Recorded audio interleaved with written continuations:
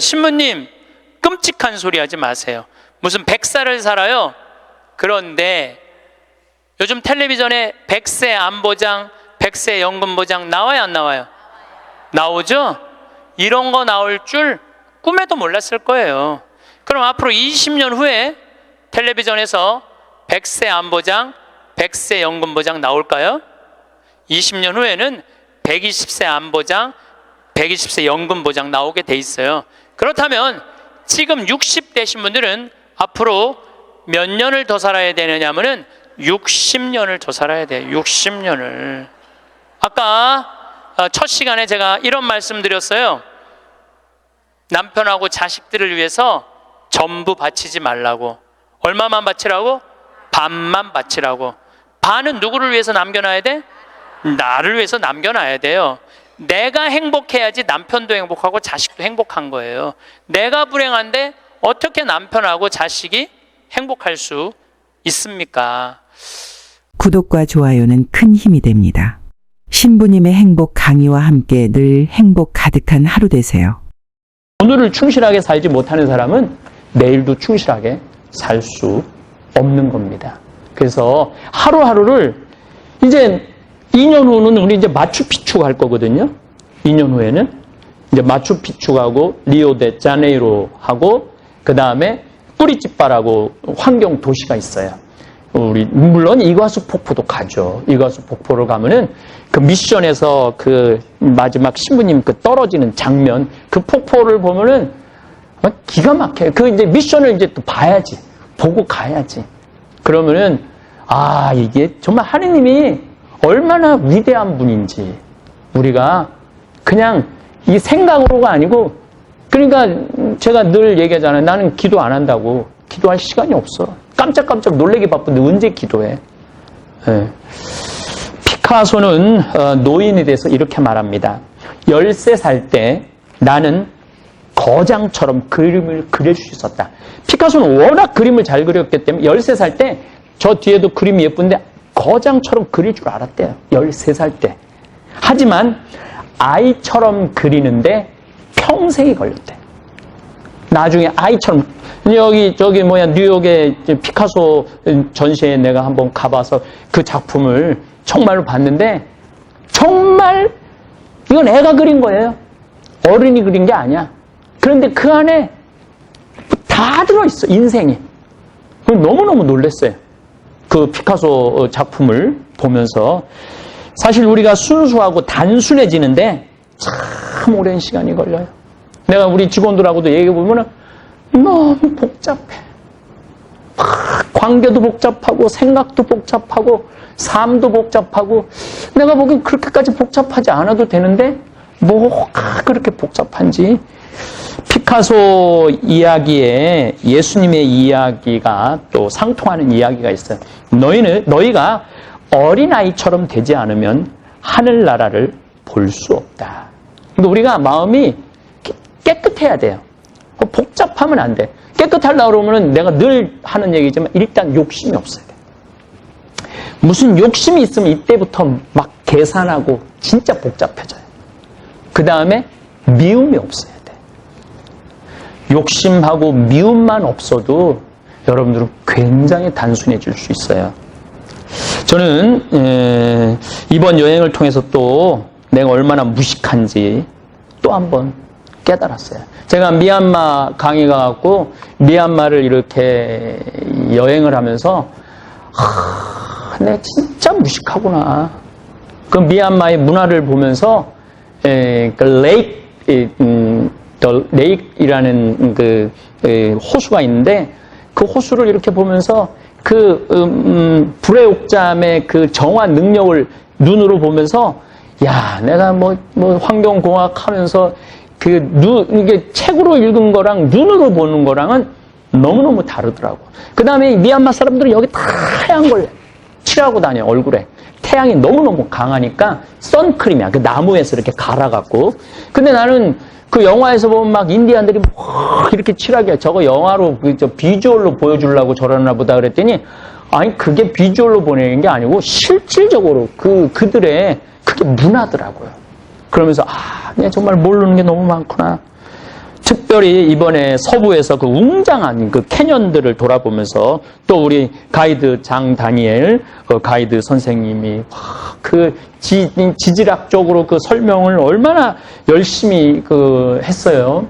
제가 뭐 그랜드 캐년 지금까지 한 5번 브라이어스 캐년 정말로 영어로 빈데어 던데어라고 그래. 나 다 가봤고 다 해봤거든. 그런데도 이번에 와서 또 너무너무 많은 걸 배웠어요. 그래서 이 사람이 죽을 때까지 배워야 되는 거를 이번에 아주 절실히 느꼈어요.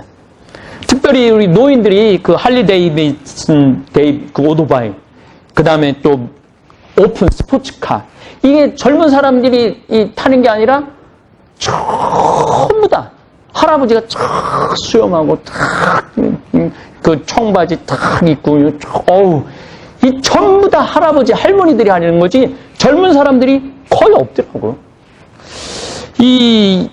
그분들이 그렇게 럭셔리하게 여행 다니는 모습을 보면서 한국에서 가난하고 외롭게 골방에서 사는 노인들이 정말로 없도록 내가 더 열심히 강의해야겠다는 결심을 했어요. 이제 대한민국 대학 보낼 필요 없어요. 애가 행복하면은 어디 가든 열심히 우리 생태마을 지금 직원들 채용하는데 내가 하지만 우린 블라인드 채용을 해요. 학교 나온 거 안 따지고 성적 안 따지고 아무것도 안 봐요. 그냥 자기 속에서만 봐요. 그런데 뽑았는데 얼마나 우리 좋은 대학 여기 나중에 그 전에 막 나는 어디 대학 나왔고 다 소용없더라고. 내가 이렇게 수많은 직원들 왔다 갔다 하면서 보니까 행복한 직원이 행복하게 일을 하더라고. 그러니까 어렸을 때 행복하게 자란 사람이 여기 와서도 행복하게 살고 어렸을 때 불행하게 자란 아이들은 여기서도 며칠 못 끼고 이 친구들하고 직원들하고 못 섞이고 이게 정말 대한민국이 정말로 이제 행복하려고 그러면 학원 없어야 돼요. 그 다음 대학 등록금 다 내줘야 돼. 애 나라고 120조인가 130조를 썼대요. 근데 한 15조, 20조면은 애들 등록금, 대학 등록금 다 대줄 수 있다는 거야.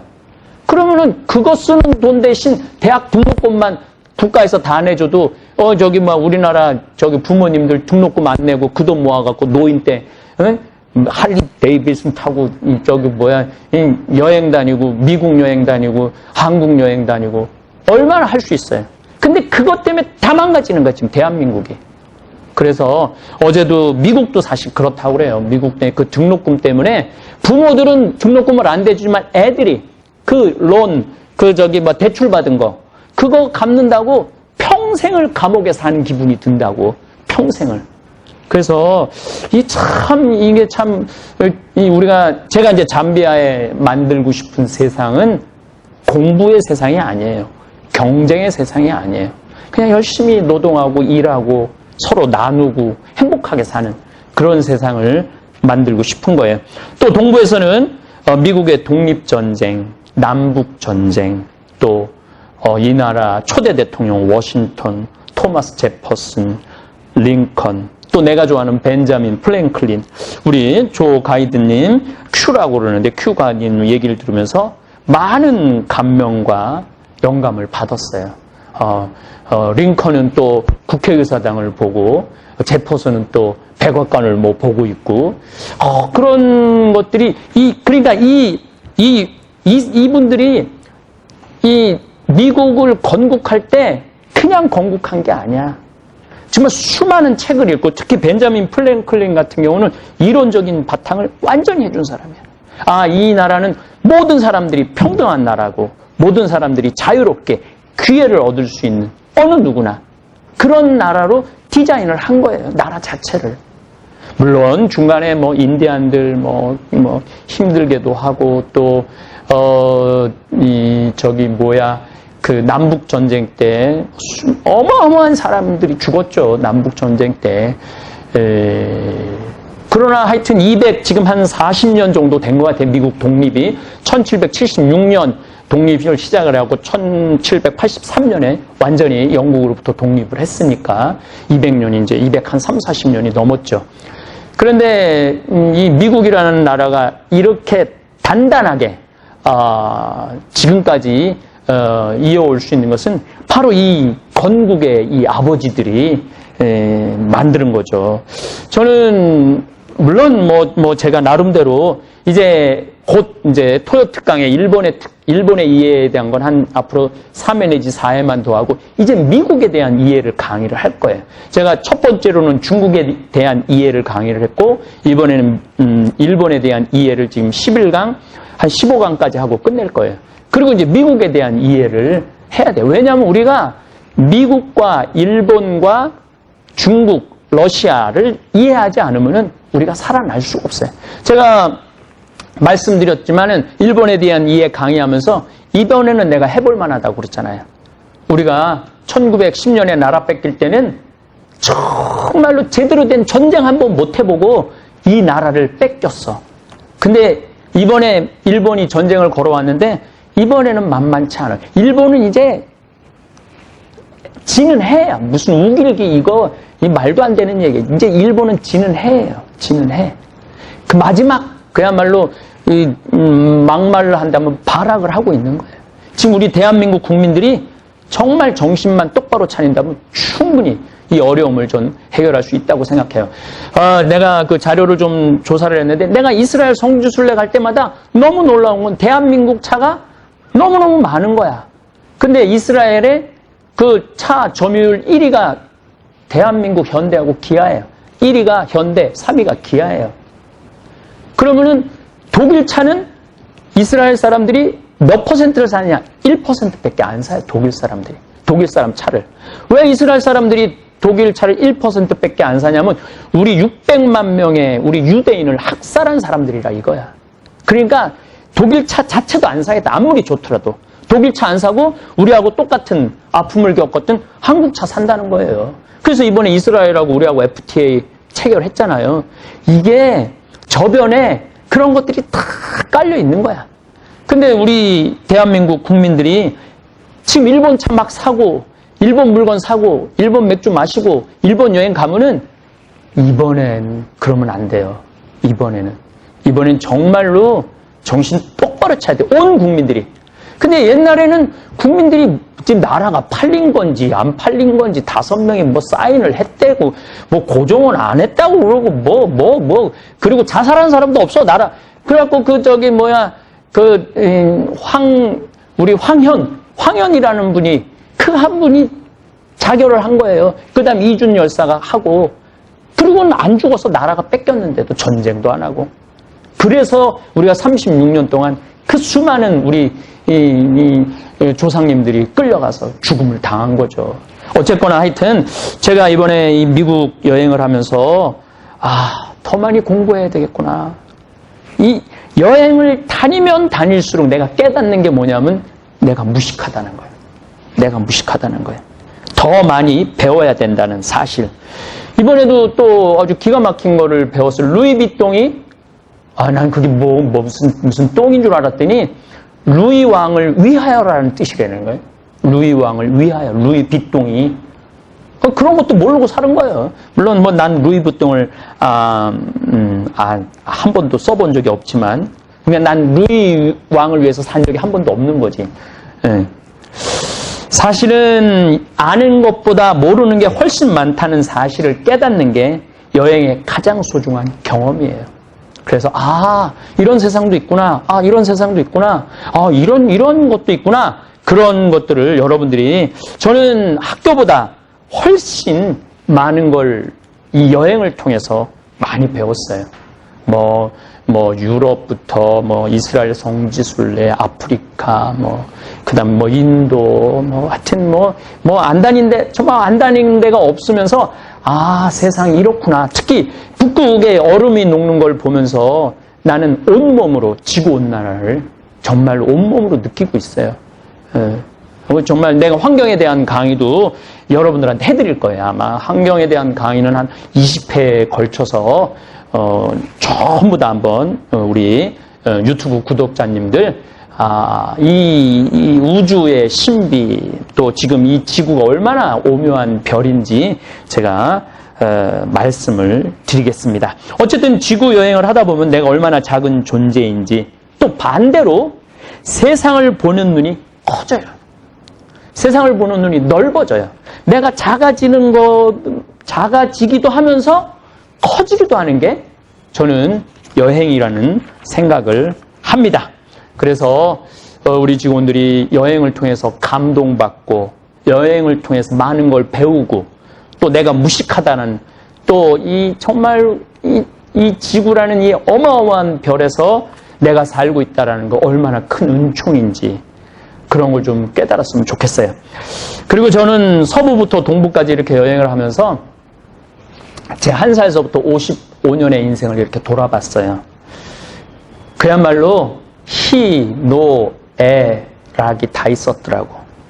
정말로 나는 기쁘게 산 사람 중에 하나예요. 정말 기쁘게 산 사람 중에 하나예요. 또 화도 많이 났었죠. 젊었을 때는. 지금도 저 젊은 편이지만은 이 신학생 때, 또 보좌 신부 때, 또 막 우리 김신부님도 그런 걸 경험했지만은 젊은 신부 때 교회의 어떤 복음 정신과 맞지 않는 교회 모습을 볼 때 분노했어요. 지금 생각하면 의노가 아니었어. 그냥 분노였죠. 분노. 예. 근데 그거를 내가 이렇게 받아들이고 이해하는데 참 시간이 많이 걸렸던 것 같아요. 또 슬픈 거는 정말로 슬펐던 적도 많았던 것 같아요. 그리고 이제 내가 제일 슬픈 거는 막 인생이 너무 힘들어갖고 고통스러워하는 교우들을 볼 때 너무너무 슬펐어요. 또 할머니, 할아버지들, 자녀한테 버림받는 할머니들 나한테 편지 보내고, 자살을 하려고 그랬는데 그래도 신부님 강의 듣고, 근데 그 편지 내용들이 정말 내가 가슴이 애릴 정도로 슬플 때가 참 많았던 것 같아요. 그리고 즐겁고 다 해본 것 같아. 근데 희, 노, 애, 락을 가만히 보니까 내가 기쁘고 화나고 슬프고 즐거운 것이 남 탓이 아니더라고요. 내가 이렇게 인생을 돌아봐서 원인이 다 나한테 있었어. 즐거울 때도 나 때문에 즐거웠고, 화가 날 때도 나 때문에 화가 났고, 슬플 때도 나 때문에 슬펐던 것 같아. 그들이 슬펐던 게 아니라 어떻게 나 자신의 인생을 돌아보면서 내가 거기에 이렇게 뭐라 그럴까, 겹쳐서 이렇게 페이드 아웃이라고 그럴까, 이렇게 같이 이렇게 사라지는 그런 기분이 들었던 것 같아요. 사고, 팔고라고 생로병사, 태어나고, 내가 태어나고 싶어서 태어난 게 아니잖아. 어떻게 다 보니까 이 세상에 태어났고, 우리 어머니와 아버지 어떻게 보면 만났잖아. 그래서 자녀한테 이놈의 새끼 정말 왜 이렇게 나한테 속삭여? 부모들은 그러면 안 돼요. 언제 놔달라고 그랬어? 자기네들이 좋아서 놔놓고 자식 힘들다고 그러는 건 그건 말이 안 되는 얘기예요. 자기가 낳았으면 어떻게 해야 돼? 책임을 져야 돼. 자기가 낳았으면은. 낳지 않았으면 책임을 안 져도 되지만, 우리처럼 자기가 낳았으면 책임을 져야지. 그럼 어쨌든 내가 내 뜻에 원하지 않고 왔어요. 그리고 이제 늙어가는 거가 좀 느껴져요. 머리도 자꾸 빠지고 눈도 잘 안 보이고. 어제도 이렇게 공연 보는데, 어제는 티켓을 좀 늦게 끊어갖고 내가 평생 3층에서 처음 본 것 같은데, 항상 1층에서만 봤는데, 아니 자스민이 얼굴이 안 보이는 거야. 이쁜 것 같은데 보니까. 한편으로는 편하기도 하더라고. 얼굴이 안 보이니까. 그냥 지금도 잘 안 보여, 사실은. 지금도 아주 늙는 거는 불편한 것도 있는데 편한 것도 있는 것 같아. 안 보이니까 안 보는 것도 많은 것 같아요. 그 다음에 병드는 거. 제가 이 관절염 중학교 1학년 때 걸렸는데, 지금 이렇게 생각해 보면은 내가 초등학교 때 편식을 참 많이 했어요. 지금은 안 먹는 거 없이 다 먹지. 난 송충이도 잠비아 수녀님들이 송충이 이렇게 튀겨준 것도 내가 먹으니까 나는 안 먹는 거 없어. 다 먹어, 지금은. 근데 초등학교 때는 편식을 많이 했어. 그러니까 그 얘기는 내가 편식을 많이 했으니까 내가 병이 걸렸던 거죠. 또, 45살에 위암 걸린 거는 또 아프다고 맨날 술 먹으니까 암 걸린 거지. 남 탓이 아니더라고. 보니까, 내가 인생을 이렇게 돌아보니까, 예, 많은 경우 이렇게 대화를 해보면은, 아유, 난 대통령 때문에 못 살겠다. 이놈의 대한민국에서 못 살겠다. 이놈의 사회가 왜 이러냐. 지질이나 우리 집은 왜 이렇게 이런 가난한 부모를 만났느냐. 물론 외적인 요인이 될 수도 있지만은 그 다 내가 하기 나름이에요. 내가 어떤 인생을 사느냐. 내가 하기 나름이에요. 내가 어떻게 살아가느냐. 그거는 인생은 선택의 연속이야. 근데 누가 선택해? 남이 선택하라고 그러는 게 아니거든. 내가 선택하는 거야. 내가. 나이를 먹을수록 그 선택은 자신의 그 선택의 책임의 범위가 훨씬 커져요. 어렸을 때는 선택의 범위가 작지만은 나이를 먹을수록 내가 선택하는 건 책임이 더 커지는 거야. 그래서 난 가끔 뭐 한 70, 80 된 분들이 신부님 내 자식이 사업한다고 그래갖고 아파트 맡겨갖고 했는데 망해갖고 갈 데가 없어요. 신부님 저 신부님이랑 살고 싶어요. 그리고 오는 분들 볼 때 참 70 동안 가장 잘못된 선택을 한 거죠. 그러니까 인생을 잘못 살은 거죠. 그거는 누가 잘못 사는 거냐면 본인이 잘못 사는 거예요. 본인이. 그래갖고 어디 가서 울고불고 한다고 책임져 줄 사람은 내가 보기에는 없는 것 같아요. 그래서 여러분들도 지금 막 힘들고 고통스러운 분들 계실 거예요. 그런데 냉정하게 한번 돌아보세요. 내가 얼마나 성실하게 살았는가. 내가 얼마나 정도로 살았는가. 나는 욕심을 부리고 내가 좀 더 욕심을 부릴 때 넘어지는 거죠. 제가 늘 얘기하잖아요.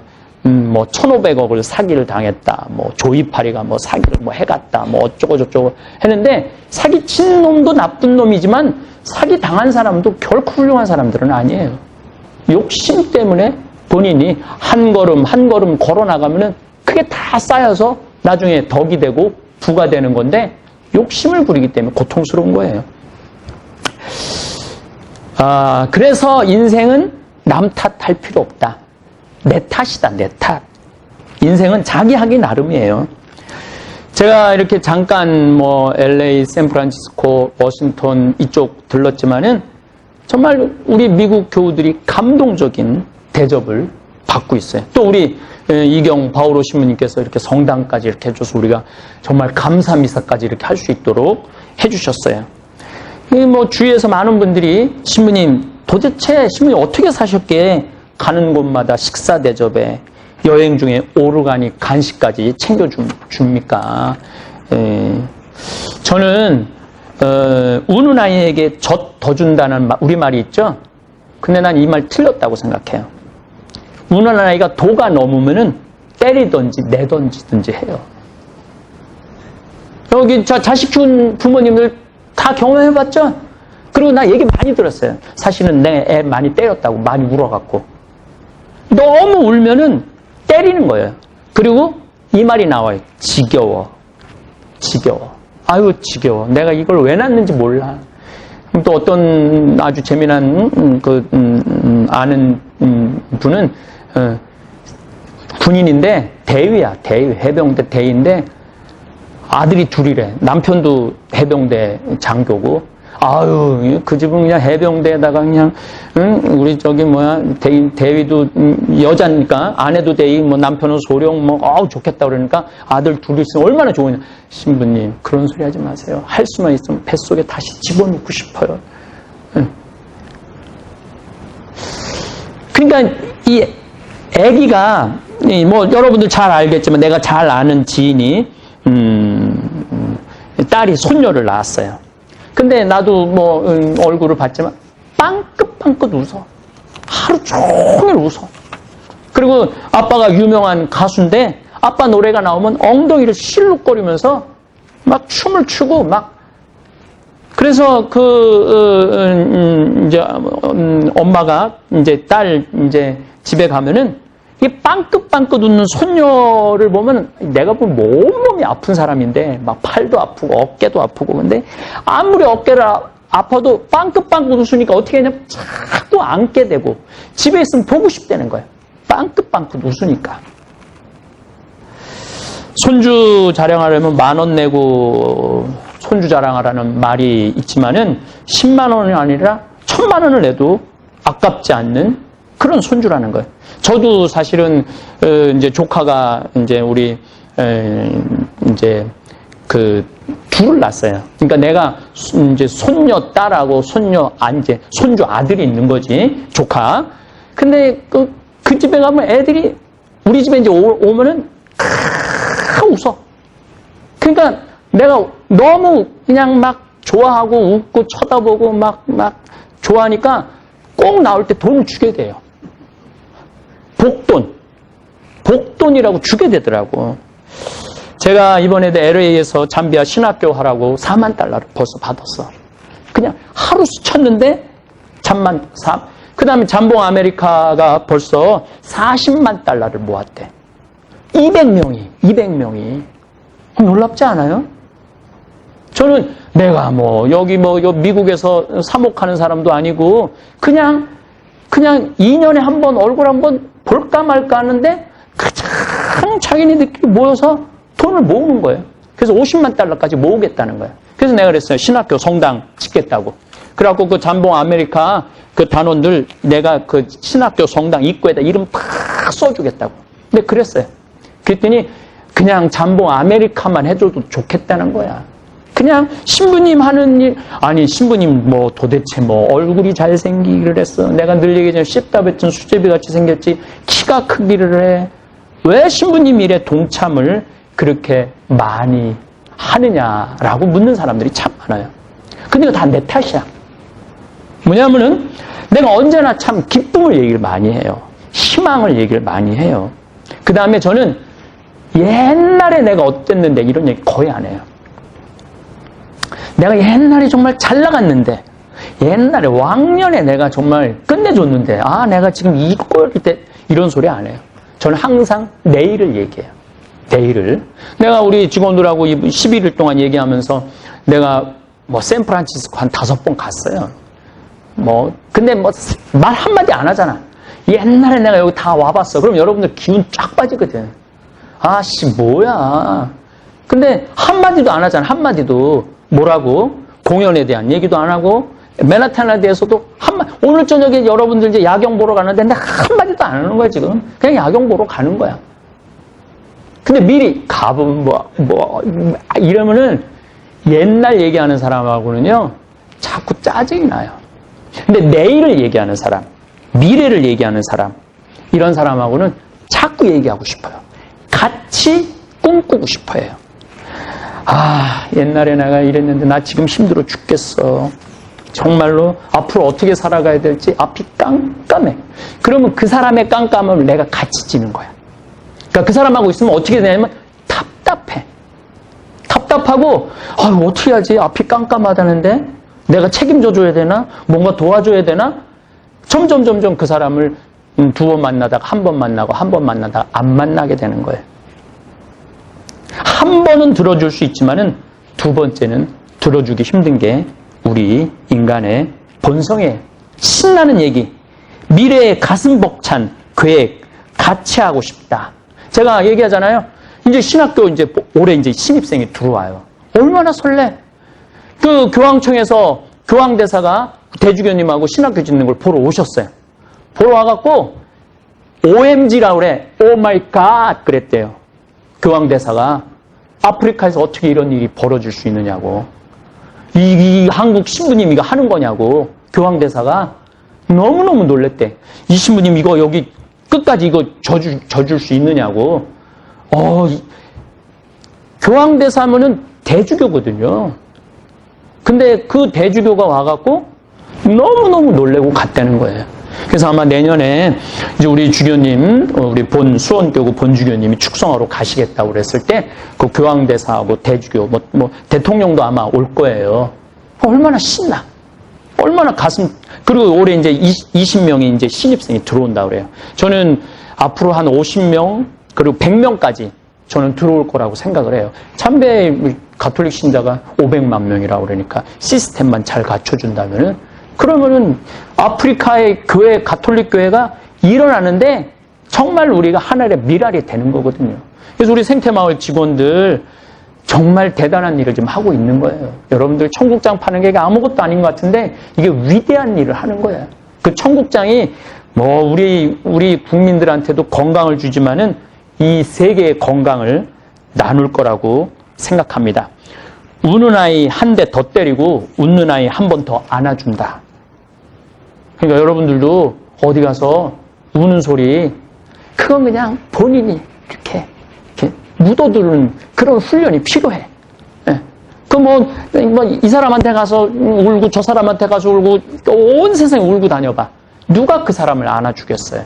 그 여기 반짝반짝 웃고 저기 반짝반짝 웃고 그러면 오늘 차 같이 하자고 그러고 커피 한 잔 같이 마시자고 그러고 밥 먹자고 그러고 그게 인생이에요. 전도서에서 기쁘게 먹고 마시라고 충고를 해줘요.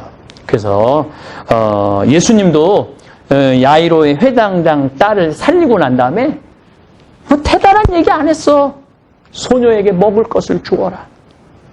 죽고 살아났는데 너 살아났으니까 뭐 기도해라, 여기 고맙다고 그래라, 저기 고맙다라고 그런 얘기 안 해요. 소녀에게 먹을 것을 주어라 이렇게 말씀하세요. 오늘 우리 메이플 김대건 안드레아 성당 교우들이 각자 집에서 우리 생태마을 직원들을 위해서 이 미사 끝나면은 먹을 것을 지금 다 준비를 해놨대. 그래갖고 신부님이 지금 미사 언제 끝나면 지금 왔다 갔다 지금 하셔. 예. 근데 오늘 토요특강 때문에 지금 말을 지금 내가 많이 하는 거예요. 예, 정말 감사합니다. 어디를 가든 너희는 먹고 마시고 머무를 자격이 있다라고 예수님 말씀하셨어요. 저는 그 말이 얼마나 고마운지 몰라요. 왜냐하면 내가 전 세계 어디를 가도 내 돈을 내, 뭐라고 하길래 돈을 내지는 않지. 돈을 더 받아오지 오히려. 나 먹여주고 재워주고 차비하라고 돈 주고. 오늘 음식도 저는 하느님이 마련해 주셨다고 믿습니다. 우리는 이 힘으로 잠비아의 기적을 일으킬 것입니다. 여기 온 대부분의 직원들 내년에 우리 헬레나도 그렇고 또 사비오도 그렇고 마마요 우리 국장님들 직원들 우리 신부님들도 내년에 잠비아에 2달 할 우리 스텝들이에요. 우리 직원들이 이번 미국 여행을 통해서 미션, 내 사명이 뭐냐? 내가 왜 생태마을에서 일을 하고 있느냐? 생태마을하고 아프리카 잠비아하고 어떤 연관이 있는가? 그런 거를 더 이렇게 몸 안으로 이렇게 체득을 했으면 좋겠어요. 어쨌든 이제 남은 시간 이제 그야말로 아직도 놀랄 일이 한 번 더 남았어요. 우리 나이아가라 폭포가잖아요. 정말로 어쨌든 어쩌고 저쩌고 가서 놀래고 우리는 내일을 꿈꾸는 사람들입니다. 그래서 유튜브 구독자님들도 제가 정말로 부탁하고 싶어요. 이제 자식들한테 그만 주세요.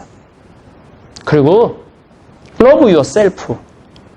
자신을 사랑하세요. 자신한테 잘해주세요. 자신한테 정말 갈비 한 번 더 사주고 냉면 한 번 더 사주고 설악산 한 번 더 가고 온천 한 번 더 가고 기회가 된다면은 이스라엘 성지순례 또 더 기회가 된다면 잠비아 내년 7월 8월 피정 이런 도전을 해보면은 인생이 확 달라질 거예요.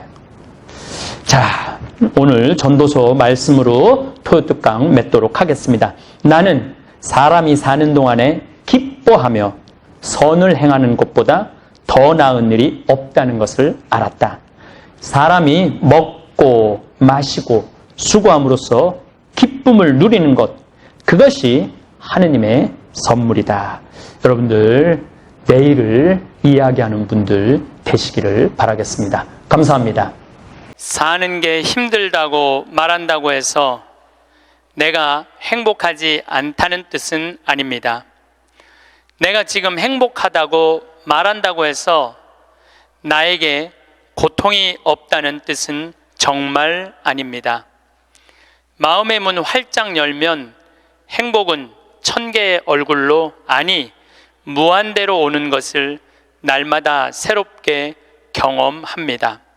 어디에 숨어 있다 고운 날개 달고 살짝 나타날지 모르는 나의 행복, 행복과 숨바꼭질하는 설렘의 기쁨으로 사는 것이 오늘도 행복합니다.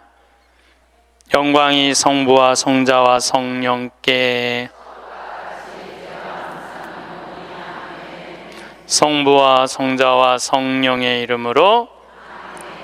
이건 내 기도가 아니고 이혜인 수녀님의 기도예요. 네, 수녀님이 너무너무 아름다운 글을 써갖고 참 수녀님이 항상 행복 얘기 많이 하시죠.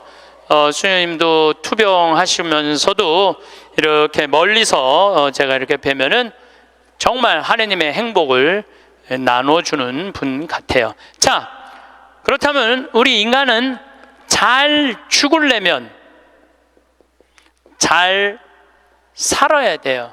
잘 사는 사람이 죽을 때 행복하게 죽을 수 있습니다. 이 세상에서 보통 안 먹고 안 마시고 안 놀고 고생한 사람이 70살에 당신 암이라고 그러면은 이분들이 공통적으로 하는 얘기가 있어요. 나는 억울해서 못 죽는다고. 공통적으로 하는 얘기가 그 얘기예요. 평생 고생만 하고 살았는데 나는 억울해서 못 죽는다고. 나는 호강해야 된다고. 이때부터 산삼을 캐와라, 좋은 의사를 대라, 다 소용없는 짓이에요. 그러니까 암 걸리기 전에, 당신 죽는다는 얘기하기 전에 이 삶을 만끽하고 삶의 기쁨 속에서 사실 필요가 있다는 겁니다. 그럼 우리나라 1살서부터 30살 행복하냐? 30살서부터 60살 행복하냐?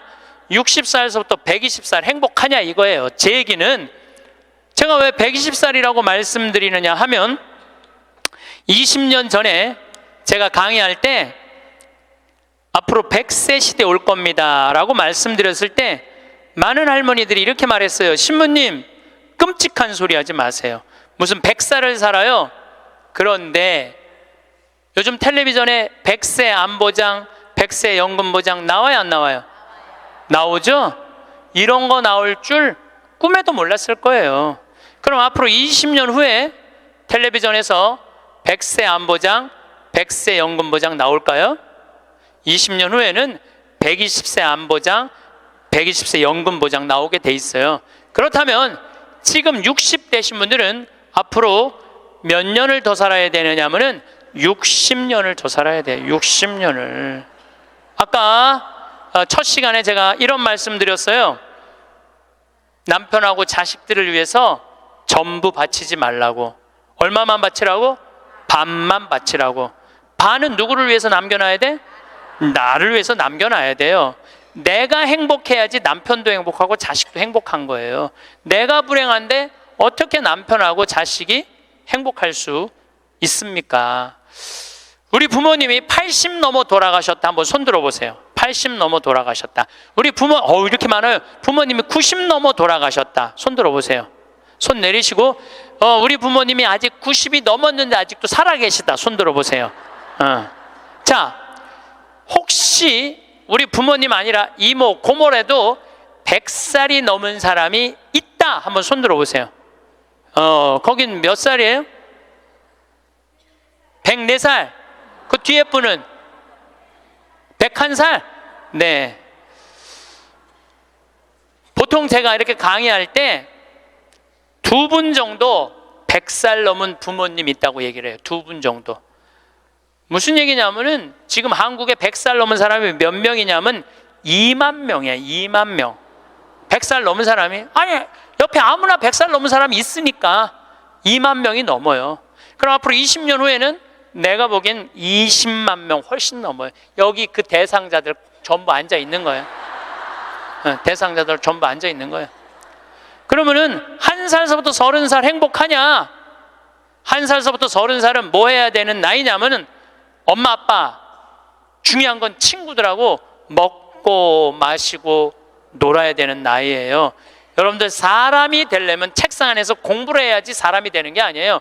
사람이 되려면은 친구들하고 어우러져서 뛰어놀아야지 사람이 돼요.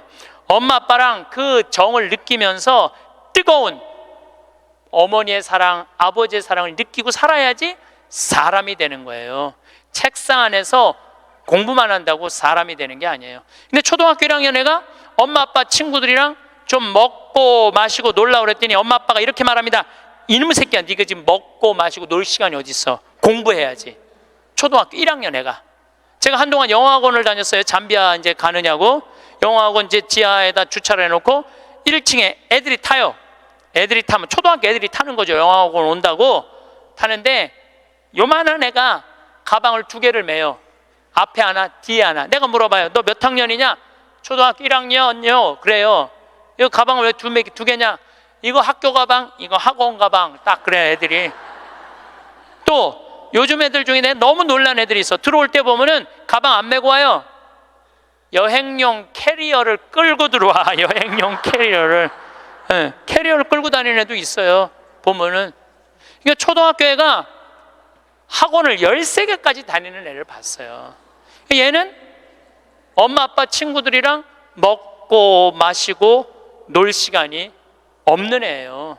중학교 올라가면은요, 중학교 올라가면은 자율학습 해야지, 보충학습 해야지, 학원 다녀야지. 엄마 아빠랑 먹고 마시고 놀 시간이 어디 있어? 얘는, 인간은요 언제 행복하냐면은 먹고 마시고 놀 때 행복한 거예요. 이거는 내가 요즘 인문학 교수들 얘기를 들어보면 결론은 그거야. 근데 너는 나중에 행복해. 넌 지금 나중에 행복하려면 지금 먹고 마시고 놀지 말어. 그래갖고 먹고 마시고 놀지 못하게 해요. 그럼 너 서울대학 가서 먹고 마시고 놀아. 그럼 우리나라 서울대학 가는 애들은, 공부하는 애들의 0.5%만 서울대학을 가요. 99%는 서울대학 못 가요. 99%는 가지도 못할 서울대학 때문에 20년 인생을 다 날려버리는 거예요. 얘네들은 먹고 마시고 놀지 못하는 거예요. 그래서 얘네들 안에 뭐가 없느냐면 기쁨이 없어요. 얘네들 안에 뭐가 없느냐면 행복이 없어요. 친구가 있어야지 사람은 행복한 거예요. 우리나라 요즘 대통령 참 처지가 아주 애처롭게 됐죠. 이유가 뭐예요? 친구가 없어서 그런 거예요. 대통령에서 쭉 자랐고 결국은 자라고 난 다음에도 가까이 할 수가 없었던 여건이에요. 친구가 없는 사람은 판단력이 떨어지게 돼 있어요. 친구가 없는 사람은 정보가 취약할 수밖에 없어요. 그 부모로부터 받은 후광 외에는 아무것도 없었던 거예요. 지금 와서 보니까. 여러분들 자식들도 정말로 답답하게 키우고 싶으면 계속 학원 보내면 돼요. 예. 그러면은 우리 대통령 같은 모습으로 나중에 변할 거예요.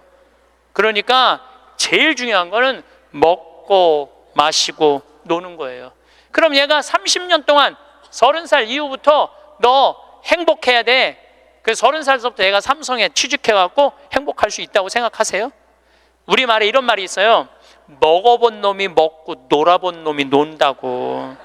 먹고 마시고 노는 것도 아무나 먹고 마시고 노는 게 아니에요. 먹고 마시고 놀 줄 모르면은 얘는 나중에도 행복할 수가 없어요. 나는 직원들한테도 나중에 잘 안 해줘요. 언제 잘해줘? 지금 잘해줘. 지금 잘해주려면 지금 잘해줘. 네.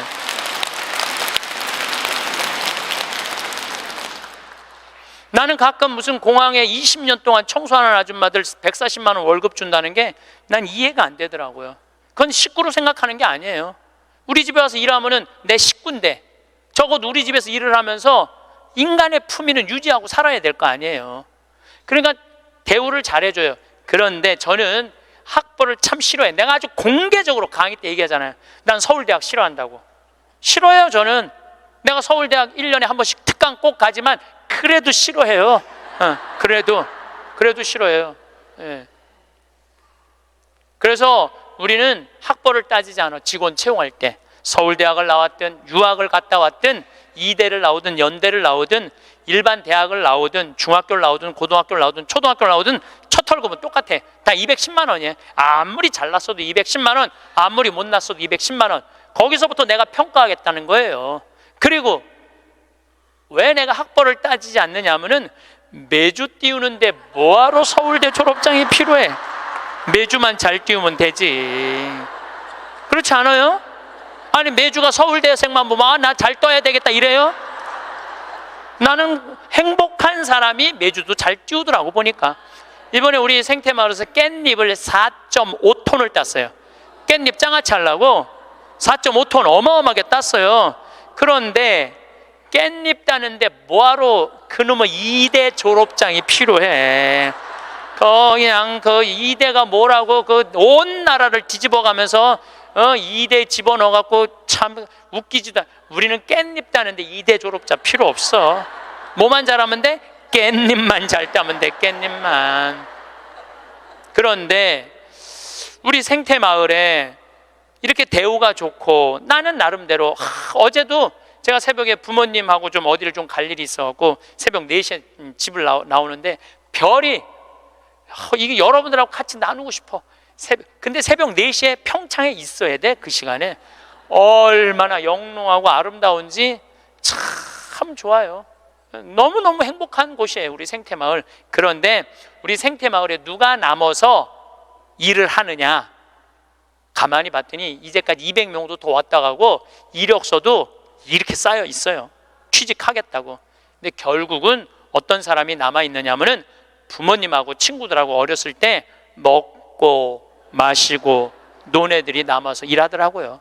간혹 저한테 신부님 우리 애가 우울증이에요, 우리 애가 왕따 당했어요, 우리 애가 컴퓨터 중독이에요, 우리 애가 알코올 중독이에요, 신부님 사람 하나 살리는 셈 치고 우리 애 좀 받아주세요. 내가 또 마음이 약하니까 받아줘요. 받아주면은 3개월 이상을 못 버텨요. 본인이 그런다고 생태마을의 환경이 아무리 좋아도 그렇게 내가 아까 얘기했죠. 먹어본 놈이 먹고 놀아본 놈이 노는 거라고. 어렸을 때 불행하게 자란 애들은요, 그 공동체 안에서 직장생활 못해요. 아니 KBS에서도 실험을 했잖아요. IQ 좋은 애, 성적 좋은 애, 생활기록부 좋은 애, 이거 쉽게 말하면 먹고 마시고 노는 애. 초등학교 6학년 때 요 성적표를 가지고 30년 후에 추적을 해봤어요. 누가 행복하게 사나? 그랬더니 IQ 좋은 애도 아니고 성적 좋은 애도 아니고 뭐 좋은 애야? 생활기록부 좋은 애, 먹고 마시고 노는 애들이요, 결국은 잘 살더라 이거예요. 결국은. 그러니까 여러분들 자식들한테 너 공부 잘해야지 행복하다는 얘기는 틀린 얘기예요. 이 얘기가 핀란드에서는 이미 결론이 난 거예요. 핀란드는 초등학교 입학 조건이 뭔지 아세요? 잘 노는 애.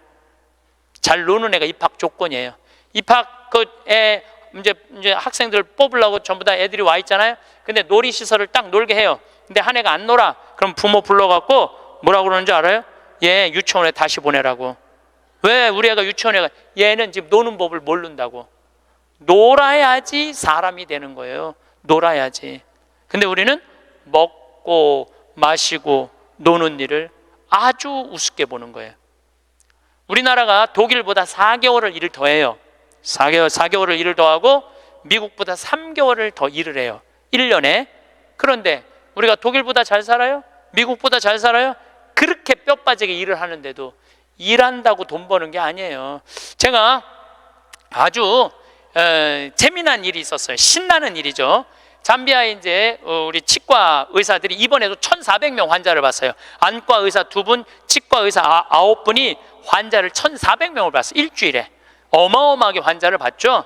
근데 이제 그 의사 4년째 나 따라다니는 의사가 나 가기 전에는 맨날 신부님 나 비행기에서 떨어져서 죽었으면 좋겠어요. 차가 와서 쳐서 죽었으면 좋겠어. 그랬던 의사예요.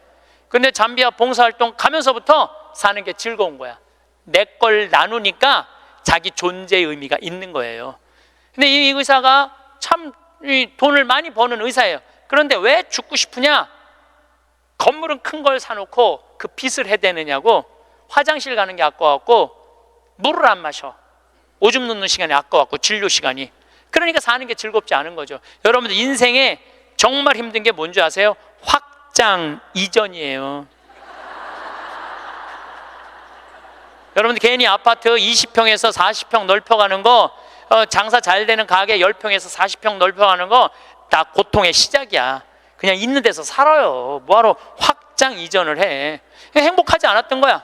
근데 잠비아를 떠나면서부터 사는 게 즐겁기 시작한 거야. 그리고 내가 얘기했어요. 인생은 화장실도 안 가고 진료하는 게 인생이 아니야. 먹고 마시고 노는 게 인생이야. 제발 먹고 마시고 놀아. 그랬더니 그때부터 먹고 마시고 놀기 시작하는 거예요.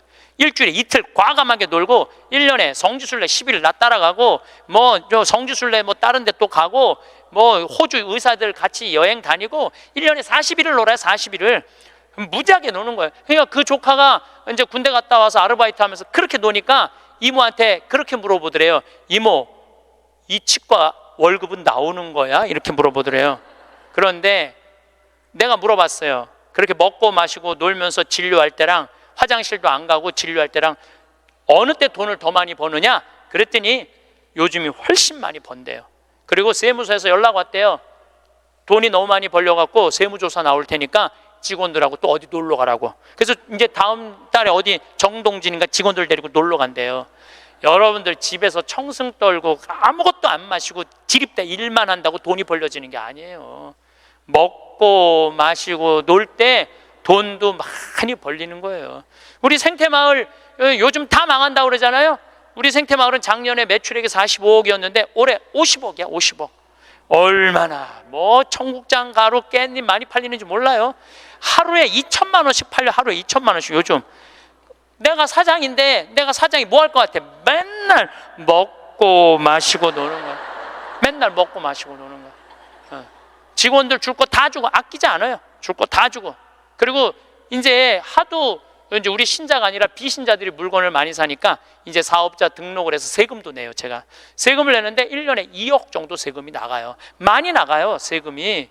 그럼 우리 국장이 신부님 왜 세금이 너무 많이 나가는데 현금은 신고하지 않아도 된다는 거예요. 그런 게 어디 있어? 현금도 다 신고해. 현금도 다 한 푼도 빼지 말고 다 신고. 야, 내가 신부로 사는데 왜 머리 복잡하게 살아? 그냥 있는 대로 보고하고 다 살아. 내가 세금 2억 내면은 국가가 그거 갖고 어려운 사람 도와주고 나라 돌아가는 거지. 그걸 그냥 이렇게 감추고 저렇게 감추다가 내가 가끔 우리 이제 세금 다 내요. 그래서 세금이 부담스럽더라고요. 다 한 달에 거의 2천만 원씩 세금이 나가니까. 그런데 텔레비전을 보면은 그 세금 떼어먹는다고 탈세한다고 대기업 총수들이 막 마스크 쓰고 막 휠체어 막 타고 막 침대에 누워서 막 들어왔다 나갔다 하는 거 보면서 내가 텔레비 보면서 한마디 해요. 내가 뭐라고 그러냐면 내고 살지. 아유, 내가 이렇게 말해요. 내고 살면 되지. 뭘 그렇게 돈이 많은데 그걸 그냥 돈을 아낀다고 나라 돈 빼먹어가면서 어려운 사람 나눠주는 거 빼먹어가면서 세금 내는 것도 내가 보기엔 자선이에요. 세금 내는 것도 국가가 잘 집행해야 되겠지만은 뭐 K 뭐 미르 이건 악다군이에요. 그 돈 없는 기업들한테 그 돈 뺏어가는 건 그건 악다군이 아니에요. 그 돈 갖고 직원들한테 저기 막 보너스나 주고 여행이나 보내주지. 그럼 대한민국이 밝을 텐데. 요즘 국회가 참 많이 싸우죠. 지치지도 않고 싸워. 내가 보기엔 야 어떻게 뭐 김정은이 지치지도 않고 핵 실험하듯이 우리나라 국회의원들도 지치지도 않고 싸워. 그런데 여소야대가 돼갖고 협치한다고? 그것도 말도 안 되는 소리예요. 우리나라 국회의원들이 안 싸우는 날은 언제 안 싸우느냐면 초등학교 교육제도가 바뀌는 거예요. 초등학교 교육제도가 노는 걸로 바뀌는 거. 여러분들 우리는 자녀들한테 행복을 가르쳐야 돼요. 자녀들한테. 근데 우리는 공부를 가르치고 있어. 애들한테 이 세상에 와갖고 행복한 걸 가르쳐야 되는데 공부를 가르치고 있어요. 이거 좀 생각해봐야 될 문제예요. 나는 자식들한테 행복을 가르쳤나 공부를 가르쳤나 한번 생각해봐요. 뭘 가르쳤어요? 공부 가르치지 않았어요? 행복을 가르쳐야죠. 왜 공부를 가르쳐요? 2006년에 우리나라가 1년에 10만 명씩 조기 유학을 보냈어요. 2006년에 그때 조기 유학 분불었어요. 얘네들이 딱 10년 지났어요. 결론이 나와 있어요. 지금 조기 유학 다 실패했어요. 90%가 다 실패했어요. 그러면은 초등학교 4학년, 5학년 애가 조기 유학을 떠나. 그러면 미국에 가면은요 여권 심사대에서 막 영어로 막 물어봐요. 너 여기 왜 왔냐? 며칠 머무를 거냐? 뭐 때문에 왔느냐? 막 물어봐요. 그것도 한국말로 물어봐요? 영어로 물어봐요. 그럼 초등학교 4학년 애가 당황스러울 것 같아? 안 당황스러울 것 같아요? 당황스럽죠. 그리고 미국에 딱 가갖고 수업을 하면은요 아무리 한국에서 영어 공부 열심히 잘해도 못 알아들어요. 얼마 동안? 1년 동안 못 알아들어. 걔가 무슨 죄를 졌다고 1년 동안 말도 못 알아듣는 데서 고생을 해야 돼? 그리고 여러분들 인종차별 여러분들은 잘 모르지만은 저는 정말로 외국을 많이 다니면서 확실하게 인종차별 느껴요. 신부인 난데도 아주 농담하는 애들 많아요. 너 뭐하러 혼자 사느냐?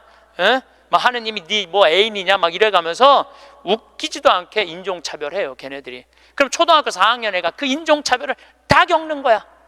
그러면은 한국에서 걔한테 유학 한번 보내려고 그러면 9.11 테러 이후부터 미국은 외국인을 공립학교에 받아들이지 않아요. 다 어디에 들어가야 되냐면 사립학교에 가야 돼. 사립학교는 중학교, 고등학교 1년에 4천만 원, 5천만 원이에요. 등록금이. 1년에요. 1년에 4천만 원, 5천만 원이에요. 3년에 5천만 원이 아니고 기숙사비 3천만 원이에요. 방학이 4번인데 거기 못 있어요. 부모 없으면은 한국에 들어왔다 나갔다 해야 돼. 그러면 얘는 혼자 간 애는 계속 들어왔다 나갔다 해야 돼요. 그럼 비행기 값 1,000만 원이야. 그럼 1억이 나가야 돼요. 유학 보내면은. 그럼 우리나라 대기업 연봉 1억이거든요. 1억이면은요, 아버지는 아무것도 안 쓰고 얘한테 다 보내야 돼. 아버지는 아무것도 안, 아버지도 먹고 마시고 놀아야 되는 사람인데 그걸 못 하는 거예요. 그러니까 그냥 자식하고 마누라 보내면은요, 더 아무것도 못 해. 그러니까 친구들도 하루 이틀 같이 놀아주는 거지. 저녁 같이 술도 못 먹자고 그래요. 내가 기러기 아빠들이랑 술 많이 먹었어, 옛날에. 먹어보면 그 얘기를 하면 정말로 가슴이 아파요. 그러면은 하루 이틀 그러다가 이제 혼자 술집에 가는 거야. 혼자 술집에 뭐 장미 뭐 이런 데 가면은 그 아가씨가 아유 사장님 외로워 보여 이렇게 말하면은 내 마음을 알아주는 여자는 이 여자밖에 없구나. 그래서 뭐해? 사랑에 빠지는 거예요. 그걸 남들은 바람 핀다 그러지. 그래서 바람 피는 거예요. 혼자 외로우니까. 인간은 어쩔 수가 없거든요. 그 시간에 집에 들어가갖고 아이하고 아내하고 해주는 거 맛있게 먹고 마시고 놀았으면 그 사람 바람 안 폈을 거예요. 대기업의 부장 정도 올라갈 사람이면 열심히 산 사람이니까. 그렇죠? 그러면은 애는 학교 가갖고 언어 안 돼, 인종차별 당해. 엄마는 또 미국 가갖고 애 학교 가면은 심심하잖아요. 거기서 또 놀고 있는 또 멀쩡하게 생긴 남자하고 또 외로우시겠어요, 사모님. 그러면 거기서 또 이제 또 바람 피고, 아빠는 한국에서 바람 피고 엄마는 미국 가서 바람 피고, 애는 인종차별 언어에 갖고 정신 우울증에 걸리고, 그런 일이 벌어진다니까요. 한두 집이 아니라니까요. 뭐를 위해서 애를 유학을 보낸 거예요? 뭐를 위해서? 다 집안 풍비박산 만들어 놓고. 그러니까 애한테 공부를 가르치면 안 된다니까요. 행복을 가르쳐야 돼요. 우리가 뭐를 해서 행복한지. 그래서 10년 동안 간 애들 중에 정말로 한국에도 아니고 미국에도 아닌 애들 많아요. 이건 아무것도 아니야. 대학 졸업하고 유학을 가면요, 얘 심지라도 있어요. 대학 졸업해서 유학 가는 애들. 근데 초등학교 중학교 때 가는 애들은 심지도 없는 애들이야. 내가 한국인지 미국인지 구분도 안 되는 애들이야. 그래갖고 적응 안 되면은 중학교에 가면은 유학 온 한국 애들, 말 안 통하는 영어 안 되는 애들끼리 모여요. 모여서 노래방 가고 한국 드라마 보고 술 먹고 담배 피고, 고등학교 올라가면 마약해요. 마약하면 또 걸리면 감옥에 갔다 왔다 하고. 정말로 이 아이의 출세를 위해서, 이 아이의 미래를 위해서 유학을 보냈는데 아버지도 바람피고 엄마도 바람피고 애는 마약하고. 이런 집이 한두 집이 아니라니까요. 너무너무 많은 거예요. 이런 집이. 성공하는 비율은 10%밖에 안 된대요. 10%밖에. 그러니까 90%는 다 망가지는 거야. 그래갖고 이제 한국에 돌아오면은 집안이 완전히 망가진 거야. 애는 집에서 나가지도 않고. 왜냐하면 유학이라는 건 갔다 왔는데 대학을 졸업한 것도 아니고 한국에서 취직되는 것도 아니고, 그러니까 아무것도 못하는 거야. 그래서 나한테 와서 신부님 얘 좀 고쳐달라는 거야. 자기가 10년 동안 망가뜨려 놓고 나한테 1시간 만에 고쳐달라는 거야. 내 안수하면 손에서 아무것도 안 나오는데 뭘로 고쳐 내가. 그런데 이제는 1년에 10만 명씩 가던 게 이제 3만 명밖에 안 가요. 왜? 실패한 게 결론이 났으니까. 나는 그러지 말자는 거예요. 그 1년에 1억씩 유학비 보낼 돈이 있으면 그 돈 갖고 한국에서 엄마 아빠 자식이랑 행복하게 먹고 마시고 놀으라는 거예요. 그럼 이 집은 깨지지도 않고 애는 아주 건강하게 자랄 거예요. 우리가 아주 중요한 거를 놓치고 있는 거예요. 별거 없어. 인생이 뭐 그렇게 복잡해? 그리고 여러분들 출세, 그것도 해봐야 난 텔레비전 보면서 출세하는 거 한맛도 안 부러워요. 뭐 민정수석 무슨 수석들 지금 그게 사람 사는 거예요? 저런 모습이? 차라리 그 자리에 안 가면은 거짓말도 안 할 거 아니에요. 그 자리에 가면 어쩔 수 없이 거짓말하고, 어떻게 보면 여러분들이 훨씬 행복한 분들이에요. 여러분들은 거짓말 일이 뭐가 있어? 누가 돈을 갖다 줘야지 안 받았다고 그러지. 누가 돈을 갖다 줘야지 안 받았다고 그러지. 참. 자, 그렇다면은 30살에서부터 60살은 행복하냐? 대한민국에. 자, 이 30살에서부터 60살은 저는 인생의 황금기라고 생각해요. 여러분들, 여행은 가슴이 떨릴 때 가야지 다리가 떨릴 때 가면 안 된다니까요. 근데 이때 가야 될 때야. 가야 될 때야. 그런데 자식 공부시킨다고, 자식 출세시킨다고 나는 안 먹고 안 마시고 안 놀아. 30년 동안 그랬어. 그럼 이 사람은 30년 동안 껍데기 인생을 산 거예요. 자기 인생 산 거 아니에요. 자식만을 위해서 살았다고. 나는 자식 하나 잘 되면은 엄마의 기쁨이라고 그러는데, 그것도 옛날에 45, 46까지 살 때 얘기예요. 이제 여러분들 120살 살면은요, 자식이 90이 돼버려요. 그 자식 출세하는 거 여러분들 행복하고는 아무 상관이 없어요. 70살, 80살 된 자식하고 90살, 100살 된 여러분들하고 아무 상관이 없어요. 어떤 아버지가 딸을 공부를 잘 가르쳐 놨어. 서울대학을 졸업해하고 삼성에 취직을 했어. 근데 이 딸이 잘난 척하고 남자 알기를 우습게 알고 시집을 한 거, 혼자 사는 거야. 아버지는 딸이 시집 가갖고 손자도 좀 안겨주고 좋은데 시집 가갖고 자기 호강도 시켜주기를 바랬는데 이게 혼자 사는 거예요. 설날 왔어 딸이. 그래서 아버지가 한마디 해요. 너 뭐가 부족해서 시집 안 가고 혼자 살고 있느냐고. 제발 시집 좀 가라고. 네가 학벌이 부족하냐, 미모가 부족하냐, 뭐가 부족한데 시집을 안 가냐고. 그랬더니 딸이 아버지를 보고 한다는 소리가, 아버지 답답한 소리 하지 말라고. 요즘 시집 가는 게 얼마나 힘든 줄 알아요? 뭐가 힘들어? 넌 부족한 거 없어. 다 갈 수 있어. 그랬더니 아버지 한심한 소리 하지 말라고. 아버지 대통령도 못 간 시집을 내가 어떻게 가? 생각해보니까 대통령도 시집도 못 가고, 시집만 못 가. 요즘 아주 그냥 처지가 아주 곤궁하게 됐잖아요. 뭐 그래 또 아버지가 질 수가 있어? 그래서 한마디 더 해요. 그래? 그렇다면은 네가 그렇게 시집 안 가고 혼자 살 거면 너도 대통령이라도 좀 해보라고. 아버지도 좀 최순실처럼 호강 좀 해보게. 그랬더니 딸이 아버지 보고 한심한 눈으로 쳐봐도 한마디 더 해요. 아버지 답답한 소리 하지 말라고. 뭐가 답답한 소리야? 아버지가 대통령을 했어야지 나도 해볼 거 아니냐고.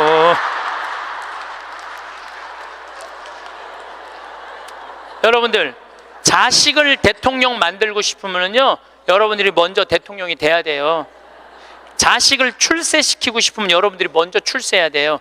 자식을 철들게 키우고 싶으면 누가 먼저 철이 들어야 돼? 여러분들이 먼저 철이 들어야 돼. 그런데 여러분들이 30살부터 60살까지 자식 출세만 바란다고 빈 껍데기로 30년을 살았어. 근데 여러분들이 철이 들 것 같아요? 지금 대한민국에 30살부터 60살 철든 사람이 얼마나 있을 것 같아요?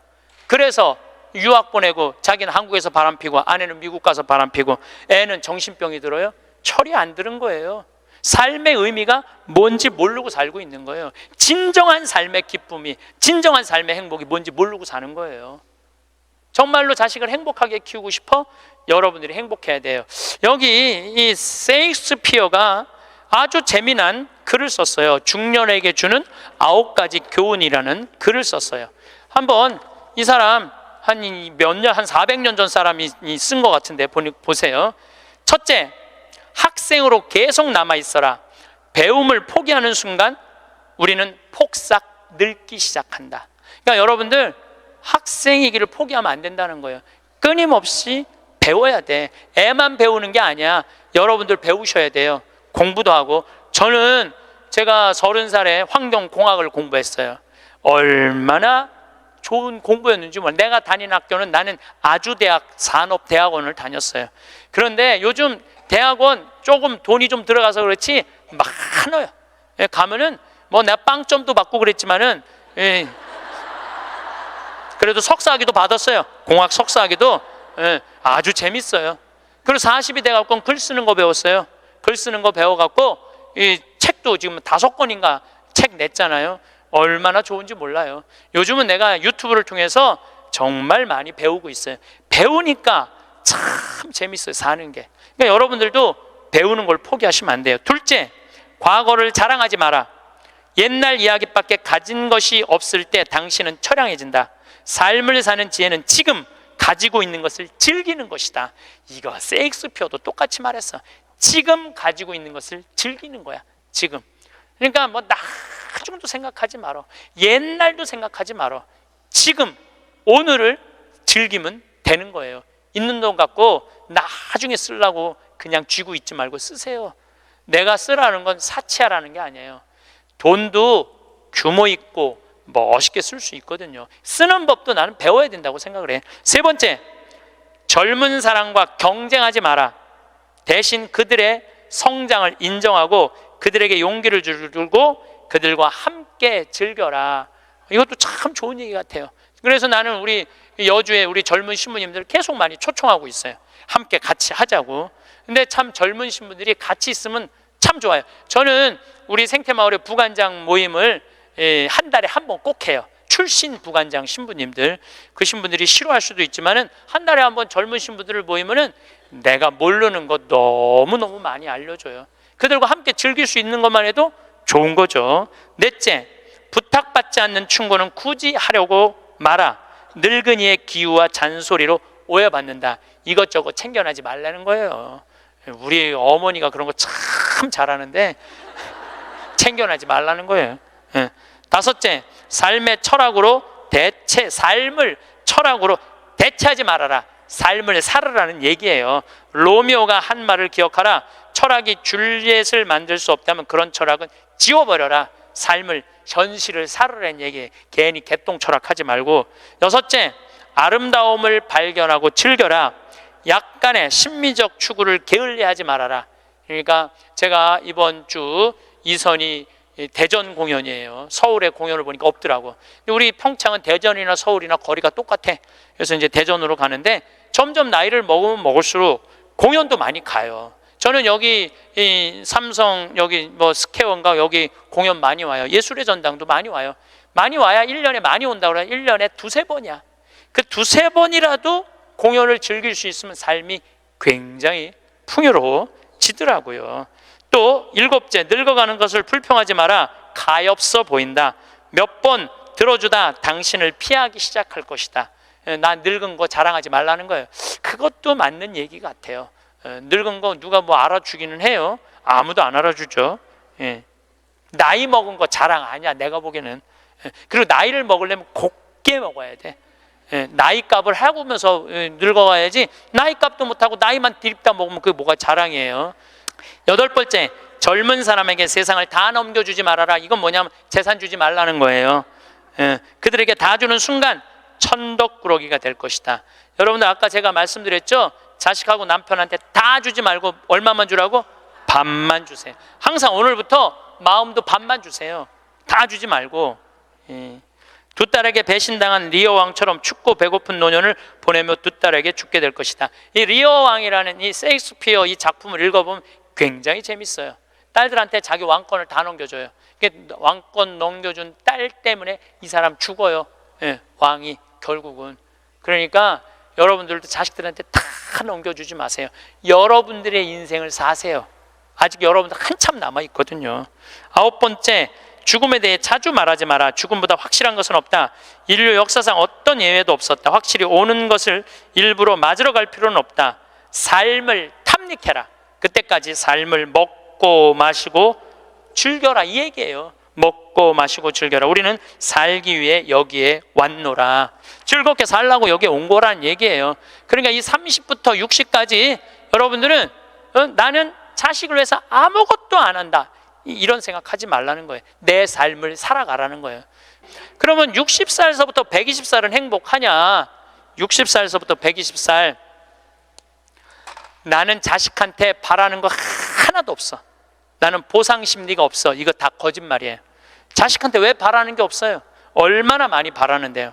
자식이 용돈 안 갖다 주고 전화 안 하고 찾아오지 않으면 섭섭하다고 얘기합니다. 여기 있는 분들 다 그렇게 얘기해요. 얘기 안 하는 분들 거의 없다고 보면 돼요. 그런데 여러분들 60살서부터 120살까지 어떻게 자식이 60년 동안 효도를 할 수가 있어요? 그게 가능하다고 얘기 들어, 그런 생각 드세요? 나는 60년 동안 효도 받아 먹을 거야. 60살서부터 120살까지. 이거는 있을 수 없는 얘기예요. 그리고 늙어서 자식이 효도하면 행복하고 자식이 효도하지 않으면 불행하고. 왜? 늙어서 행복을 자식한테 떠넘겨. 그냥 내가 행복하면 안 돼요? 왜 자식한테 그걸 힘든 걸 넘겨요? 그리고 여러분들 자식들 중에 여러분들 집에 태어나고 싶어서 태어난 놈은 한 놈도 없어요. 여러분들이 좋아서 난 거지. 그러니까 뭘로 끝내야 되냐면 키운 걸로 끝내야 돼. 그런데 보상 심리가 있어요. 내 자식이 의사야. 그러면 내 주머니에 돈이 1,000만 원 있어도 이 할머니 절대 너 돈으로 가서 안 사 먹어. 뭐라고 그러냐면 왜 내가 내 돈 주고 사 먹어? 잘난 의사 있는데 나는 의사 아들이 와서 사줄 때까지 나는 기다릴 거야. 기다려. 1년이고 2년이고 기다려. 의사 아들이 와서 사줄 때까지. 근데 여러분들 자식이 무슨 무당이야? 막 수술하다가 엄마가 오늘 갈비 먹고 싶어 하네? 내가 가서 갈비 사줘야지. 전화해요. 엄마, 내가 막 수술하다가 생각이 나는데 엄마 오늘 갈비 먹고 싶었지? 내가 오늘 가서 사줄게 라고 전하는 자식은 대한민국에 단 한 명도 없습니다. 지금 70, 80된 나 갈비 먹고 싶은 거 누구만 알아? 나만 알아요. 여러분들 이걸 아셔야 돼요. 여러분들은 자식 생각밖에 없지만 자식은 여러분들 생각 없어요. 그건 확실합니다. 왜냐면 이게 실험의 결과가 나왔어요. 어떤 실험을 했느냐면 요즘은 사랑의 감정을 촬영할 수 있대요. 그래갖고 할머니들한테 젊은 자식들 사진을 보여주고 뇌파 촬영을 해보니까 막 그냥 뇌파가 난리도 아니라는 거예요. 자식 사랑의 감정, 잘된 자식은 좋아갖고 막 난리고 못된 자식은 그게 안타까워갖고 막 난리가 아니라는 거예요. 그러니까 여러분들은 지금 자식 보면은 내가 막 진동을 해, 사랑의 감정이. 그런데 자식한테 늙은 엄마 사진을 보여주고 뇌파 촬영을 해보니까 아무 반응이 안 일어나는데, 내가 이거 KBS에서 봐서, KBS에서 의사들이 실험하는 거를. 그러니까 여러분들은 자식 생각하는 거하고 자식이 여러분들 생각하는 거하고는 이건 차원이 달라요. 차원이. 정말 생각 없어요. 저도 어머니 아버지 86, 84살이에요. 그런데 내가 막 신부됐을 때 어머니 60이었을 때 어머니가 그랬어. 늙으면 죽어야 된다고. 그때 이제 효도할 때가 됐는데 죽으면 안 되지. 그래갖고 어머니 아버지 모시고 파리, 로마, 이스라엘, 베이징, 우리나라 금강산, 백두산, 우리나라 좋대는 데 온천 다 모시고 다녔어요. 왜 모시고 다녔느냐 하면 죽는다니까. 빨리 보여줘야 될 거 아니야. 죽기 전에 5년 동안. 근데 요즘은 어머니가 늙으면 죽어야 돼 그 소리 하면 막 화가 나요. 왜 화가 나냐면 그 얘기한 지 24년이 지났어. 24년. 죽을 기미가 안 보여요. 요즘 어떻게 잘 드셔서 그런지 완전히 얼굴이 새색시 같아. 새색시. 얼마나 이쁜지 몰라. 그러니 죽겠어요? 안 죽어요. 그럼 24년을 내가 효도를 할 것 같아요? 5년 하고 끝났어요. 나도 5년 하고. 요즘은 나 강의 막 다니다 보면 한 달 동안 한 번도 생각 안 할 때 있어요. 한 번도. 근데 어머니는 아침에 일어나고 제일 먼저 나 위해서 묵주기도 20단 한대요. 하루 종일 아들 생각하는 거지. 집에 가보면 온통 내 사진이야. 그냥 온통 내 사진. 그런데 놀라운 건 우리 사제관은 어머니 아버지 사진 하나도 없어요. 하나도. 그런데 나만 그렇겠어요? 여러분들 자식들 먹고 살기 바쁜데 생각 안 해요. 그러니까 이제 내 인생의 주인공은 누구라고 생각하면 돼? 나라고 생각하면 돼. 그러니까 내가 지금 갈비 먹고 싶은 거 누구만 알아? 나만 알아. 그럼 누가 사줘야 돼? 내가 사줘야 돼. 누구 돈으로? 내 돈으로. 무슨 돈으로? 집 잡혀서 사줘야 돼요. 집 잡혀서. 그런데 우리나라 노인이 지금 700만 명이에요. 65세 이상이. 그러면은 부부가 산다고 하면 350만 세대죠. 350만 세대 중에 집 잡혀서 주택연금으로 사는 세대는 3만 5천 세대에 지금. 그럼 100명 중에 1명만 연금으로 사는 거예요. 자, 나 65세 넘었다. 한번 손 들어봐. 65세 넘었다. 왜 손 안 들어? 여기 지금 다 내 눈에 보이는데. 이렇게 많어. 자, 손 내리세요. 자, 이 중에 나 정말로 집 잡혀서 연금으로 생활하고 있다면 손 들어보세요. 지금 한 분, 두 분, 그러니까 제 말이 세 분, 네 분, 제 말이 맞아요. 지금 여기 한 1000여 분 있는데 거의 100명 중에 한 명만 집을. 그런데 이 집 잡혀서 사는 분과 집 안 잡혀서 자식한테 물려주겠다는 분하고 삶의 질은 또 달라요. 집 잡혀서 한 달에 150만 원이든 200만 원을 받아 사는 사람들은요, 근심 걱정 하나도 없대요. 마음이 그렇게 편안하대요. 그런데 자식들 용돈 받고 집 물려줄 생각으로 용돈 받고 사는 분들은 어떤 딸은 자식이 10만 원도 갖다 주고 20만 원도 갖다 주고, 우리나라 평균 용돈이 10만 원이에요. 평균 부모님한테. 그럼 20만 원도 갖다 주고 30만 원도 갖다 줘. 근데 어떤 달은 100만 원도 갖다 줘.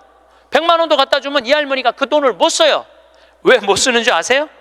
다음 달에 얼마를 갖다 줄 줄 알고 이거 홀딱 닦았어. 그러니까 계속 불안하게 사는 거야. 계속.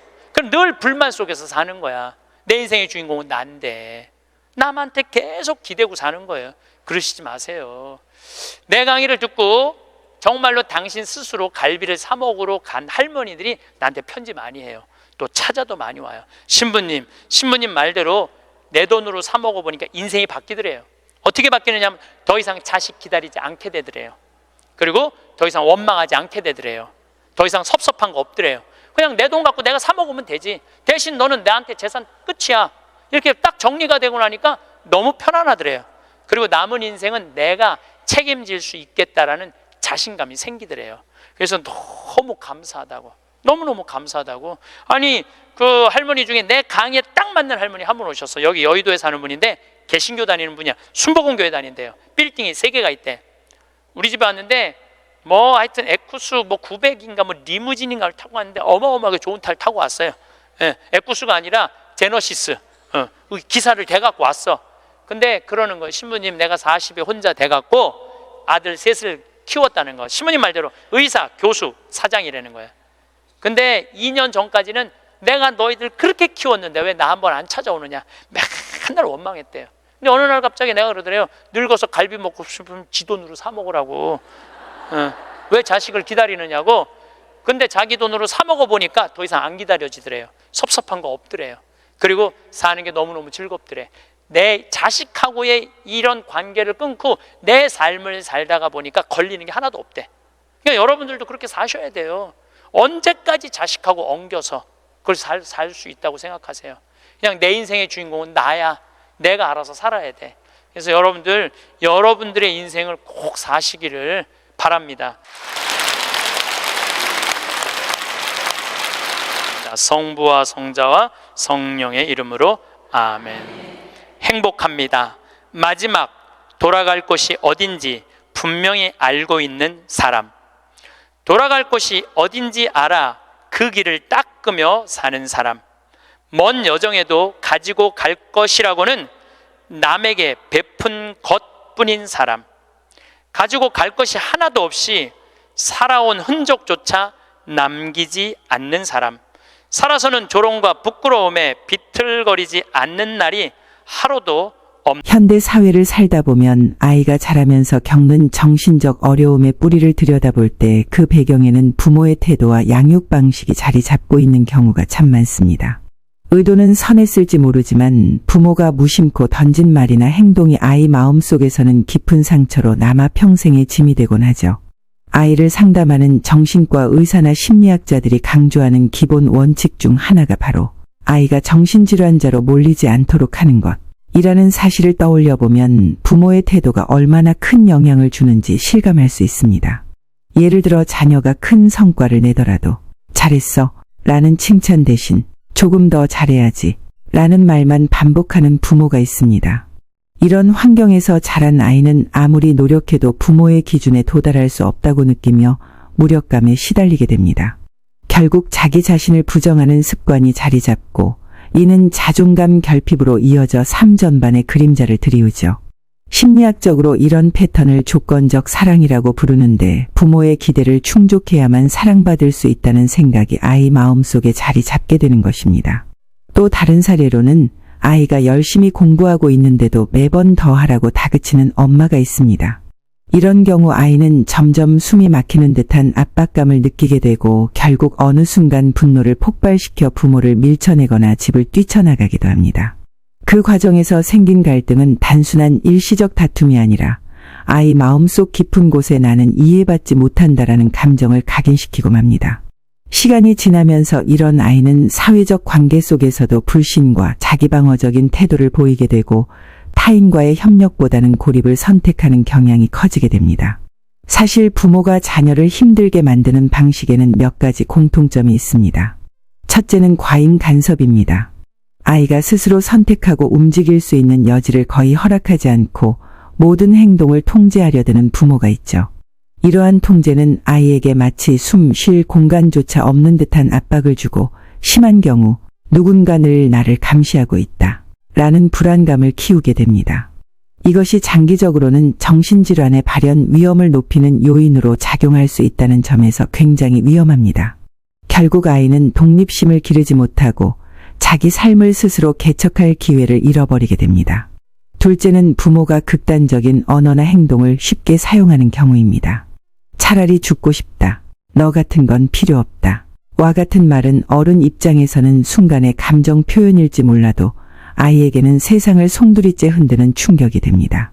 아이는 본능적으로 부모를 잃을지 모른다는 두려움에 사로잡히고 그 과정에서 부모에게 과도하게 집착하거나 불안장애를 겪기도 하죠. 심리학에서 이런 상황을 정서적 학대로 정의할 만큼 말 한마디가 아이의 정신건강에 미치는 영향은 상상을 초월합니다. 셋째는 집안의 살벌한 분위기입니다. 부모가 늘 싸우거나 긴장된 공기를 풍기는 가정에서 자란 아이는 자기 감정을 자유롭게 표현하는 법을 배우지 못합니다.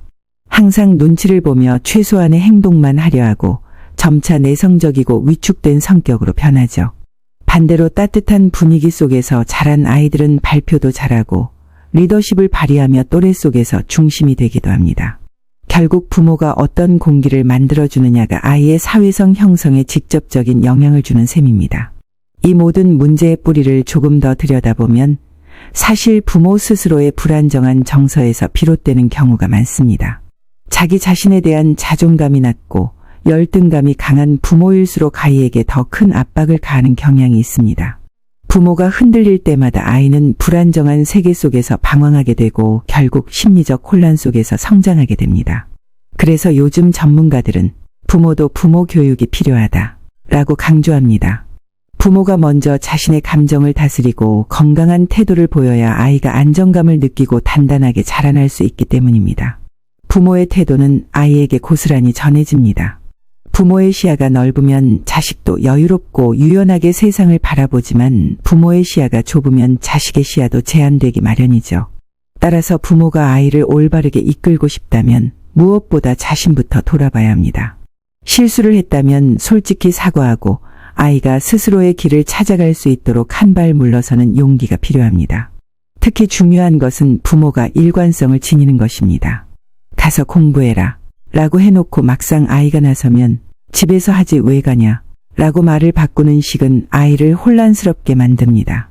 이런 이중 메시지를 더블 바인드 더블 바인드라고 부르는데 이는 아이의 자율성과 자기결정권을 무너뜨리는 대표적 요인입니다. 아이가 자기 삶을 계획하고 선택할 수 있도록 지켜봐주는 것이야말로 부모가 줄 수 있는 가장 큰 선물이죠.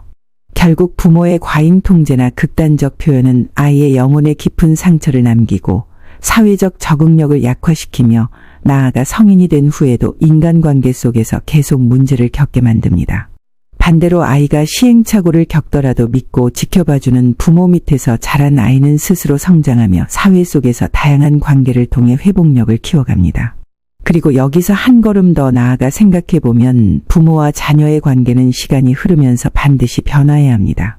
자녀가 어릴 때는 돌보고 이끄는 것이 필요했지만 자녀가 성인이 되고 결혼까지 하게 되면 부모가 취해야 할 태도는 완전히 달라져야 하죠.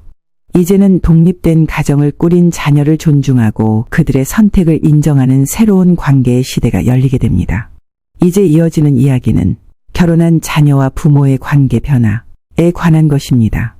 왜 자녀를 떠나보내야 하는지 그리고 부모가 어떤 태도로 이 전환기를 맞이해야 하는지를 다음에서 차근차근 풀어드리겠습니다. 자녀가 결혼을 한다는 것은 단순히 두 사람이 만나 가정을 꾸리는 일이 아닙니다. 부모에게도 큰 전환점이죠. 자녀는 이제 배우자와 새로운 가족을 이루고 부모는 더 이상 중심에 있지 않고 한 발 물러서야 합니다. 그런데 많은 부모가 이 전환을 받아들이지 못해 불필요한 갈등을 일으키곤 합니다.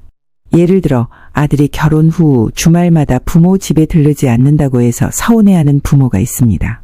하지만 이제 그 아들은 아내와 함께 새로운 삶을 꾸려가야 하기에 가장 큰 책임과 애정은 당연히 배우자에게 향해야 합니다. 부모 입장에서는 예전처럼 자주 보지 못해 외롭고 허전할 수 있지만 그 자리를 억지로 채우려 들면 자녀의 결혼 생활에 균열이 생깁니다. 부모의 사랑이 오히려 짐이 되어버리는 것이죠. 부모가 자녀의 독립성을 인정하지 않으면 어떤 일이 벌어질까요?